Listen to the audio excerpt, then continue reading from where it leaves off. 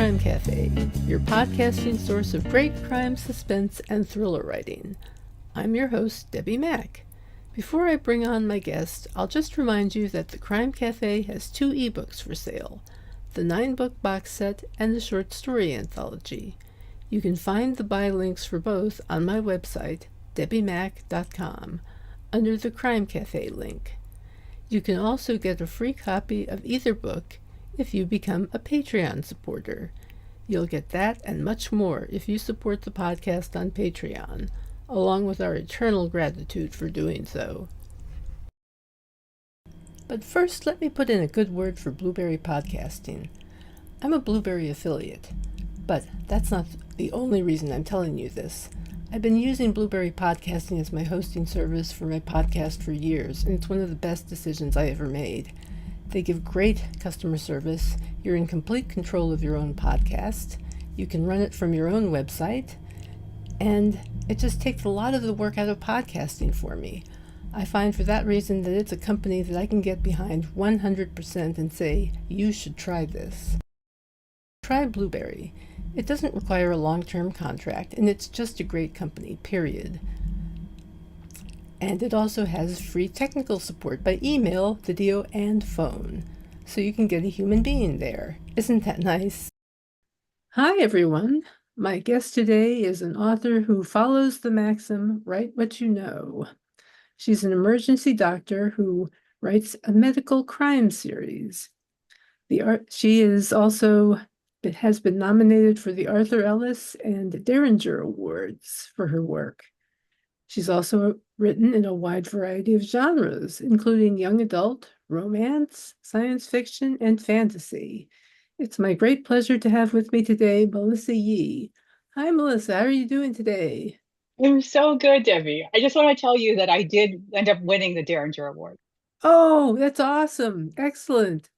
Way to go. Thank you. So, 1 year nominated, 1 year win. You know, these things come and go, but when you win, you should take it. oh yeah, I didn't know that. So I'm glad you mentioned that. Yeah, definitely mention it. Um, so about your latest book, it's a young adult novel, isn't it?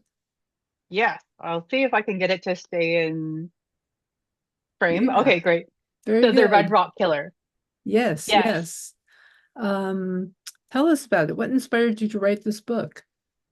Okay, well, did you know that the International Thriller Writers, every year they have the best first sentence contest? And I I didn't. look, yes, and it's free to enter. I think you have to be a member though, and membership is free too. Um, And so then they have all these bestsellers who will go through and then pick out their favorite sentence. And I looked at some of the sentences and I was like, okay, I'm going to write one too. So I wrote, I was trying to remember it correctly. The summer I turned 14, my mother told me I could do whatever I wanted. So I decided to find the Red Rock serial killer. Hmm. And after I sent it in, I was just like, what a strange sentence. Like, really? Why would a 13-year-old be looking for a serial killer? I mean, okay, if it's for a podcast or something, but in real life, like, it's just sort of odd. But I kept writing it a bit, and I was like, obviously she wants to do this. She has a mother. Like, I just kept writing. And then that sentence won the best first sentence from Allison Brennan, who's a New York Times bestseller. So I was Wow. like, awesome. Yeah, this is amazing. And then shortly after that, they had a contest where R.L. Stein and some other judges were going to pick the best middle grade crime novel that was written by a Black, Indigenous, or person of color. And the prize was to come to Thriller Fest in New York, and $1,000. So I was like, oh, I already have this book that I started, kind of out of nowhere. So I'm just going to keep going with it. And as I was writing, I was like, okay, her name is Eden, which is a name that means fire, and so like it's spelled Edan. Like, and her mother thought that this was a good name for somebody who was born in the desert. Because when I looked it up, like I didn't even know where the Red Rocks were, but my choices were, oh, you could basically be in Quebec, Canada, or you could be in Las Vegas. And I already have a series that's set in Quebec. So I was like, we're going to Las Vegas. And that was Ah, fun for me. Like, it's a different country and because I'm Canadian and stuff. So, and she had two best friends. And one of them is Callie Yang, and she's a swimmer and she's a good girl, like she's the teacher's pet kind of thing. And the other one is Barstow, and he's pretty well off. Like he's the best, well, he's the most well off out of the three of them, which is a bit of a bone of contention with him and Eden, not because they want it, but just because Eden's mom is a single mom and just she doesn't have as much money. Um, and he loves video, but they both love video games. Like they're always playing Stardew Valley and stuff. So I'm like, okay, I have these three teenagers who are going to end up finding a serial killer, and what happens? And in this case, it was they end up going hiking for Callie's birthday and find a barrel in the desert. So there's not, explicit blood and guts or anything like that. They don't end up seeing a body, which makes it more middle grade and younger YA. But it's just a lot of fun. I love her. This is actually also a finalist for the I'm gonna have to think of the correct name. It's the Claymore Award from the yes. for the unpublished manuscript for the Killer Nashville. So just people really enjoy Eden if they meet her, and she's also the cousin of Hope, who is my main protagonist. Although Ah, they haven't met each other yet, so that part's not done. But for now, she's an innocent 13-year-old finding bodies in the desert. wow. Very interesting. Fascinating how a contest like that, where you came up with a single line, led to a book. I am the kind of person that I just love randomness. So if Yeah. you show me something, I will try and make something out of it. But you know how they say, like when you're writing poetry, one line drops from the sky? This is a book that felt like it kind of dropped from the sky. Mm-hmm. I kind of know the feeling, yeah. I get where you're coming from. I wrote my own YA pretty much the same way. It was like a line occurred to me and then I kept going. Weird. Um, how do you choose which genre you want to write in? Like you've done many genres, and do you kind of like pick a story and say this is good for sci-fi or fantasy or YA, or do you explore the genre and come up with the story? Stories first for me. Yeah, I'm actually not good at genre. It'd be like some people are really into fashion and they're very precise. Like, for example, one of my friends said she met a woman who only wore red or chartreuse, and that's all she had in her house. Like that's how she, like made her very happy to have only these tones. That was so foreign to me. Like for me, I love like so many colors. Like the brighter, the better. Um, again, like people, like of all kinds, a variety of animals, like just a lot of things, like foods and spices, like just Mm-hmm. variety makes me happy. So I actually have difficulty seeing genre. Like if people are for example, I showed like somebody's like I was at a book fair and a woman was like, "Oh, I only read romance." So I showed her Wolf Eyes, which is a werewolf thriller and romance, and she was horrified. And she was like, "I said romance." And I'm like, yes, it is, but okay. I guess we have different ideas of what romance is. Yeah, yeah, Um, exactly. but for me, actually, I am trying to be a little bit more strategic about it, just in that I have realized that medical thrillers are not as big a market as I would like them to be. So Hmm. even though Hope is now a supernatural thriller series, like I'm doing the Seven Deadly Sins and I'm working on Sloth. So I'm bringing in Cthulhu. So these things, like it it should bring more people, but it won't necessarily bring more people.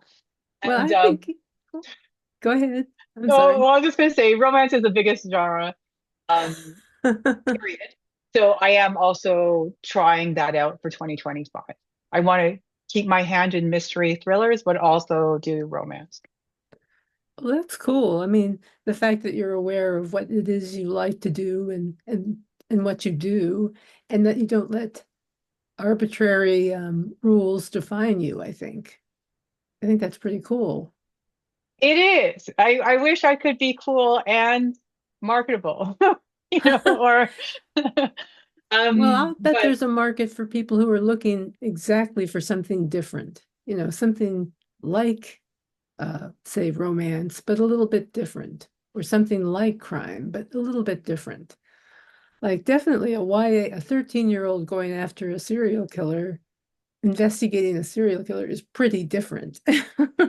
yeah, I hope so. I hope I can find people who are, who love change and innovation instead hmm of, rereading the same.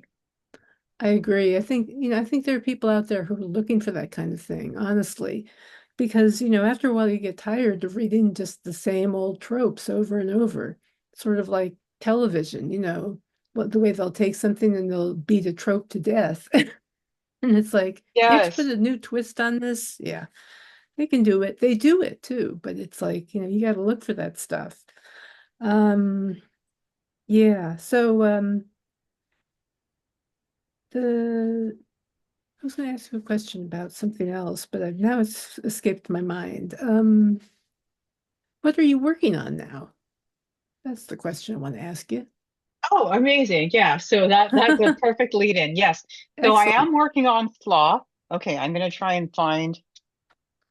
So this time what I did was I ended up pairing with an artist, a local artist named Sarah Leger, to work on art with the book. So it may look blurry. It is actually blurry. And I think she wanted that. Like, so the idea with Lovecraft and Cthulhu and these monsters, it's not explicit horror. It's more dread and implication and frankly slowly going mad. So Mm. she wanted to bring, and so my husband was the one who suggested it actually, because I was like, in each of these deadly sin books, Hope fights a different monster. And I need a monster that symbolizes sloth or laziness. And he was like, what about Cthulhu? He's sleeping. I was like, oh, okay. I actually hadn't read H.P. Lovecraft, but I was like, let me give it a try. And I liked the idea. And so I ended up working with two different artists. I'm just gonna show off the art for okay. Trying, trying, Well, trying. No. other direction. Okay. I'm gonna do the big one There you first. go. So this one is no, no, yes. Okay. There it is. This one is by Ben Baldwin in the UK. And Uh-huh. I do find it amusing. Okay, if we can just stay in focus with the idea of I told him that for this one help is going to be on neurology. And I like the idea of this tentacled creature attacking a skull. So that's what he hmm came up with. And Sarah did a series that goes, so that's the Shoggoth, but it's actually the dust cover. So there's probably no way this will all stay in focus, but I anyway, can see um, most of it. It looks good. yeah, so it is cool. So this was the first time I worked with artists, which was really neat. And that I ended up writing poems as well as the novel. And so the poems will be in a book called Cthulhu's Cheerleader, and then the actual book is called Killing Me Slothfully. So the It's a Kickstarter backers can get both of them together in a special edition, and everybody else can buy them separately as desired. So I'm working on that. But to be honest, sloth is just so tough. Like it was like it's tired and I'm tired. It was just actually sucking out my brain. mm, So I think I am like I'm just revising the ending, so I'm hoping that will be done soon. And then I'm also working on romance, which I am just trying to hit all of the tropes. So, um, I have a group of hockey players who are set in Glengarry. So I don't know if you know this, small towns are very big in well, there's it's one set of romance, and I live in a small town that is so cute. Like just for example, when we moved in, one of our neighbors made us an apple pie, and another neighbor gave us homemade jam and a set of pasta plates, which I can assure you they did not do in Montreal. You know, we I think never spoke to our neighbors, you know. So it's just and our mail carrier, she makes little like she gives our dogs treats if she sees them, but like at Christmas, for example, she makes up little treat bags for them. And she makes a Christmas card and she specifically names them. Like and she does, I think she said over 100 of these bags for all the dogs on her route. Wow. Yes, and that's just normal where I live. So Wow, other that is people are so like, small townish. I It's very know, quaint. it's so cute. Like, I had read online that they were like, okay, well, we have these small towns and people like to romanticize them, but it's really sad and real small towns aren't like that. And I was like, I actually do live in that small town. So I'm going to try and transmit that through um, Fire and Ice and the rest of the books in that series, the Glengarry Guards. That's Um, really nice. I like to hear about happy small towns because I see yeah, so many depressed ones on television mostly. They yeah, really like to dump on small towns. yeah. And of course, like that's what people click on Hmm. and watch. So I mean, they're not going to show the happy endings a lot. Like you might get just one heartwarming thing before the Hmm. end of the hour. But I was like, you know what? I'm lucky that I live in this place where people care. That's awesome. So I'm gonna share a bit of that in 2025. All right, I'm ready to move to Canada. Okay, yeah, come on over. All right, all right. For many reasons, but I won't go Yeah, into right now. yeah, I got you. I got you. Oh boy. Let's Canada see. feels the same. Well, I shouldn't Yeah. speak for all of Canada. My part of Canada feels the same. Let's see. Do you plan to, how many more in the Hope Z series do you think you're going to write? You've got the Seven Deadly Sins going, right? Yeah, so I'm going to finish the seven deadly sins. That's the plan. So sloth is number three, and then I'm going to do lust next, which is number four. But depending how things go with romance, I may like space out the books a bit more because I know that some people like who are much more business minded, they'll just stop a series. They'll be like, okay, sorry, this doesn't work, or this has to take a back burner. And for me, I was like, there are seven deadly sins. Like it's kind of weird to stop after three. And in Hmm. my case, it was actually a Kickstarter level where people could choose that they were going to be in a future book. So I have at least three people that I need to put in future books. So the series will continue, but perhaps just at a slightly slower pace. When did you start doing a Kickstarter? With Wrath, I'm just going to show you all Ah. my books. So with the first deadly sin.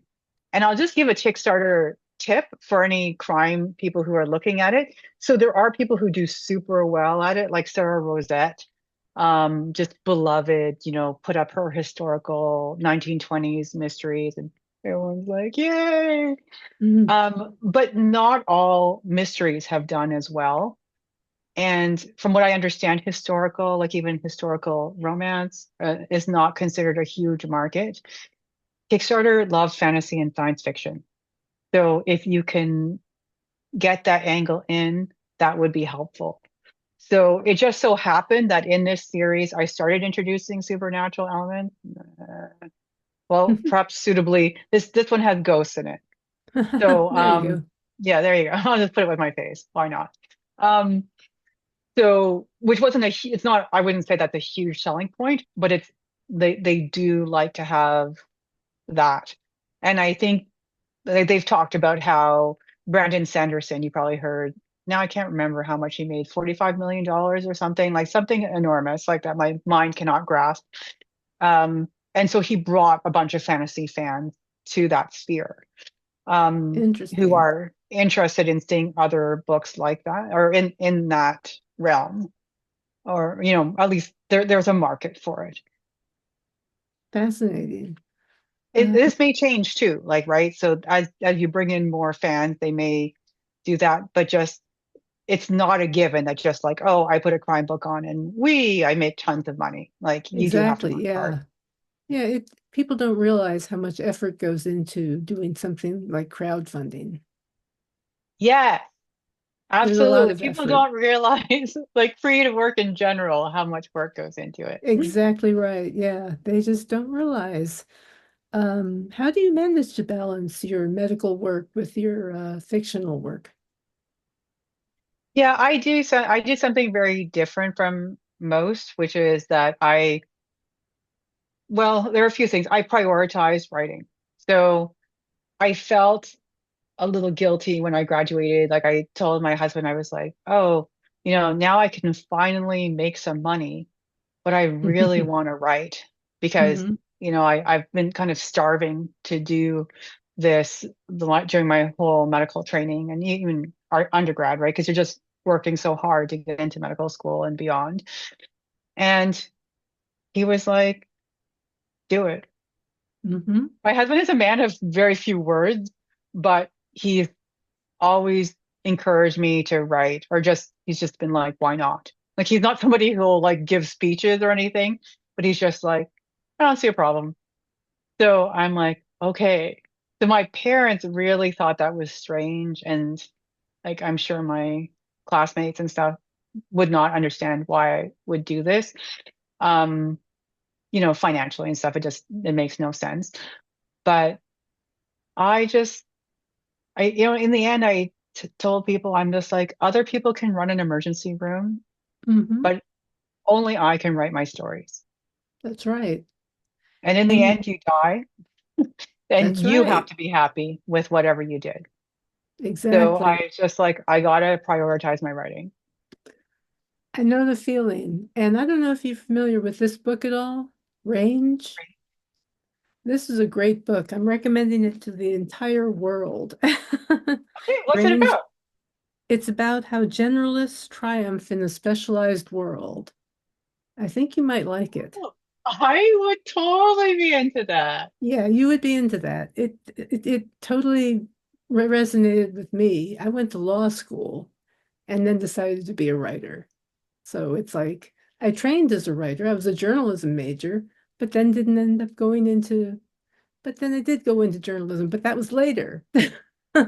It's But obviously, complicated. so, you love words, you love thinking deeply about issues, these things go together. Like, in our world, we don't think of them, but actually, when Exactly. journalism and law, yeah, why not? A It's all very very verbal intelligence. exactly. And also it helps that I have a supportive spouse as well. He was very much like, you should be writing. Oh, So I was like, fantastic. okay. Isn't that nice when it works out that way? Yes, actually, I used to be part of this blog called Mothers in Medicine, and one of them, her ground rock recommendation was marry well, Mm-hmm. because Absolutely. choose makes such a fundamental difference. And, I have heard repeatedly that the number one financial determinant for you as a woman is not your education, it's not how hard you work, it is your partner. So even now in 2025, you have to be very, very mindful. Like, a lot of time, your partner will drag you down. Mm-hmm. You'll end up with a bazillion kids, or if you're career minded, you'll have to pay alimony or palimony. Like, just it can be a real millstone. You have to be smart about it. Exactly. These are important choices. Think about it before you do it. Um, what advice would you give to anyone who's interested in having a writing career, apart from choosing your spouse or partner well. So that's one. I always say read, read, read, write, write, write. Because there are like a lot of people are attracted to writing, but they're not actually interested in reading books. And that doesn't work. Like you have to love stories and words and this medium. Like it's not the same as TV, Hmm.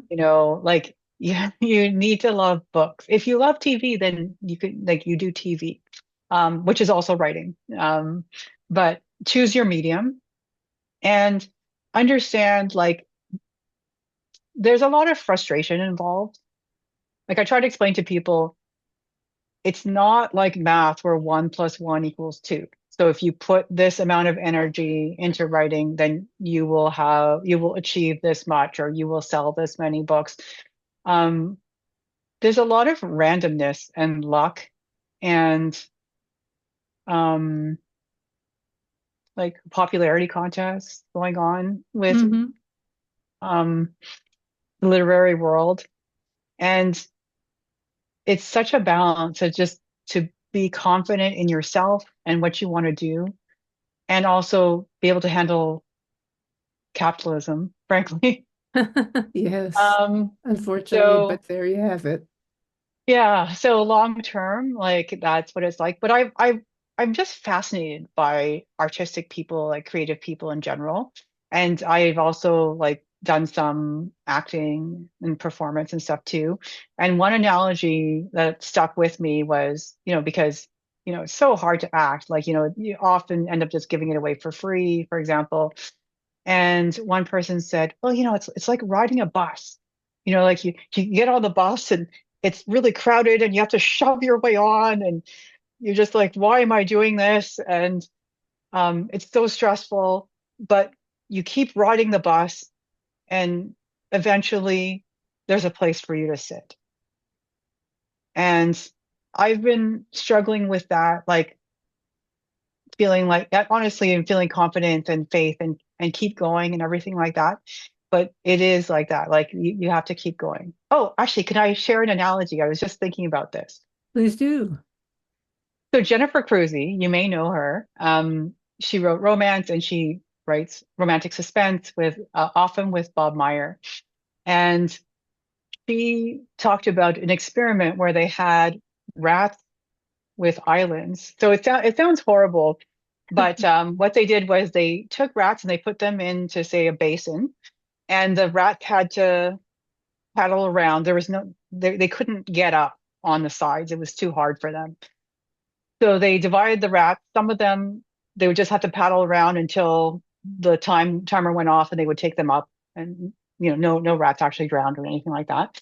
Or if they paddled around long enough, the second group, there was actually some sort of island where they could rest their little paws and breathe. And then they took all of the rats and then they put them in the basin a second time and they just measured how long they would swim. And the rats who had islands in the past, even though there were no islands now, kept swimming for much longer. Hmm.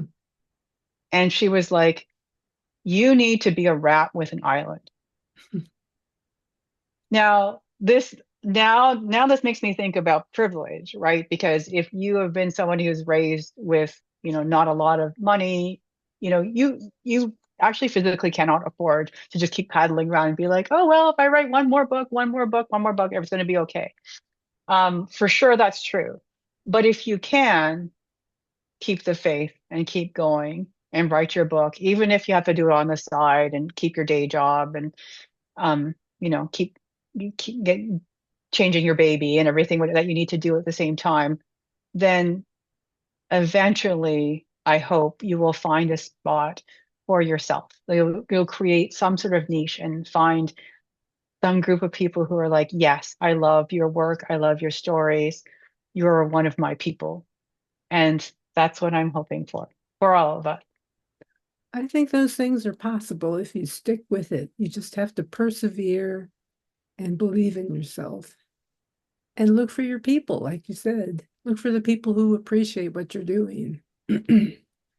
So, Yeah. on that note, I'll just ask, is there anything else you'd like to say before we finish up? I guess I just want to say thanks, like, because you're one of the people who keeps us going, right? Oh, well, thank you. I really appreciate that because, boy, I know the feeling of sometimes you just need somebody out there who believes and is ready to get behind you and say, pay attention to this person. Yes, absolutely. And thank you for adding your book to the gift basket for a giveaway.